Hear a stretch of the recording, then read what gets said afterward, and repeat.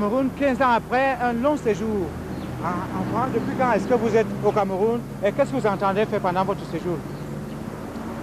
Alors depuis donc 15 ans que j'étais pas au Cameroun, me retrouvant aujourd'hui devant le monument de la réunification au Cameroun. Alors cette rue, ça me rappelle plein de choses. Justement, notamment, j'ai fait mes études au lycée Leclerc qui se trouve, je crois que c'est tout en haut là. Voilà, et je suis vraiment très ému de me promener dans la rue et de me retrouver dans mes racines. Auteur de plusieurs œuvres, est-ce qu'on peut avoir une idée des œuvres que vous entendez partager avec le public camerounais? Ouais, j'ai ici entre mes mains un calendrier camerounais fait dans la langue Medumba dont j'ai écrit le livre. J'ai ici la cassette de mon exposé à l'université de Nanterre où j'ai expliqué ma méthodologie de l'écriture du Medumba, de la langue Medumba et des langues africaines. J'ai ici une cassette qui est un film de l'association que j'ai créée pour réunir les enfants et les parents à Paris et apprendre la langue. Bon, j'ai ici enfin une cassette vidéo de mes clips, des chansons de mon album qui vient de sortir, qui va sortir bientôt. Et ici, bon, évidemment, vous avez mon album, l'album Planète Terre, ton pays, Sichango, Earth, Your Country. Voilà. Et enfin, j'ai ici donc le livre Je parle Bamileke Medumba, voilà, que j'avais présenté en 1994 à l'université de Nanterre. Alors justement, à propos de ce livre, voulez-vous vous étendre davantage sur les explications? Comment est-ce qu'on s'en sert? Qu'est-ce qui est contenu dans ce livre-là?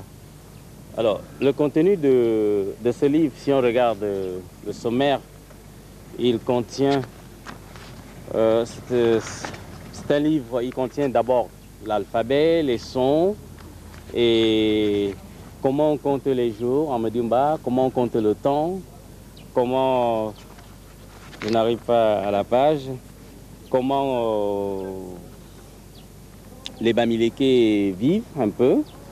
C'est un livre qui est destiné d'abord à initier les enfants ou les étrangers qui ne parlent pas la langue à la parole, à l'écriture. Donc c'est un peu là le contenu. Je pense que c'est un livre qui est de 160 pages. Pourquoi avoir écrit ce livre? Qu'est-ce qui a motivé sa rédaction? Alors, ce qui a motivé la rédaction, c'est surtout le souci du rattachement aux racines.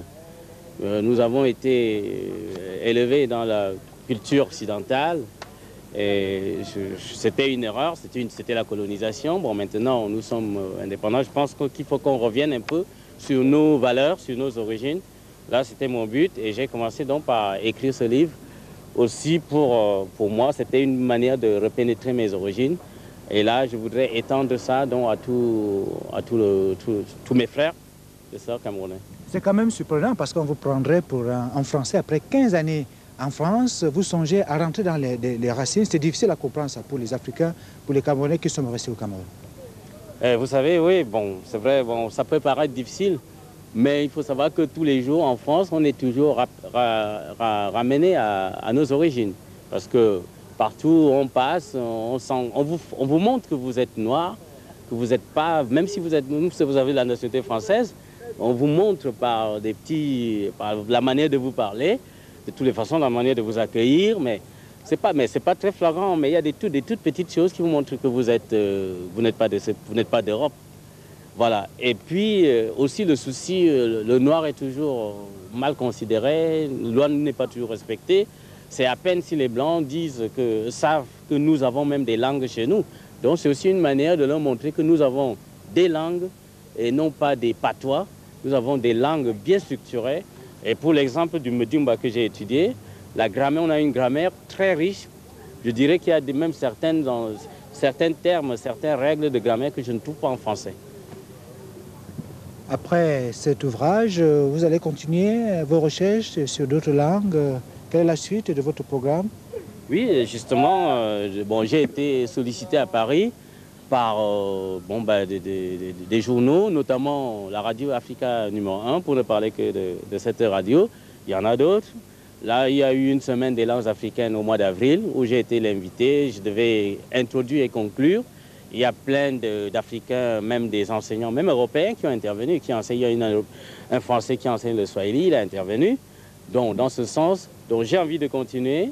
Et je continue, j'ai créé un club des langues africaines à Paris, ça s'appelle le CLAP, qui a donc pour but de travailler pour écrire, ou pour aider les Africains qui sont en Afrique même, pour qu'on puisse écrire toutes les langues.